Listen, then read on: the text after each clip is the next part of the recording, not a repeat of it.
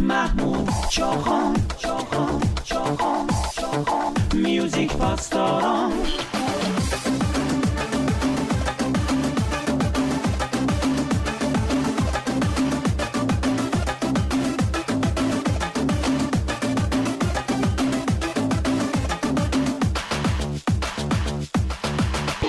ای سید علی گیج کردی تو همه بسیجی ها رو، بگو چی کار کنیم وضع نظام نرخ دلار رو. آخه مجلس این یا جای مشتی آش و لاشه، نگو هیچی که دولتم داره میپاشه میپاشه.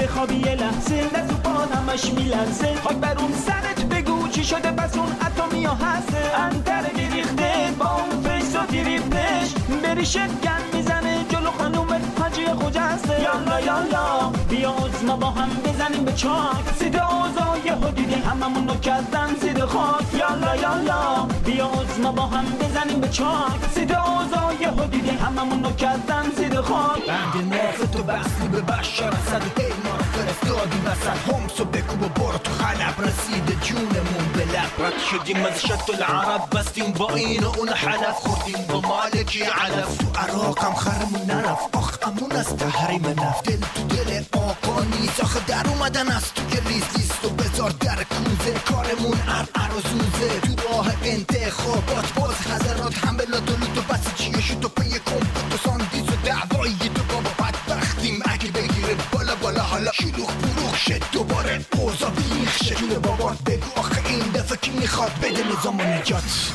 یالا یالا بیا ما با هم بزنیم به چاک، سید اوضاع حدودی هممون رو کردن زیر خاک. یالا یالا بیا ما با هم بزنیم به چاک، سید اوضاع حدودی هممون رو کردن زیر خاک.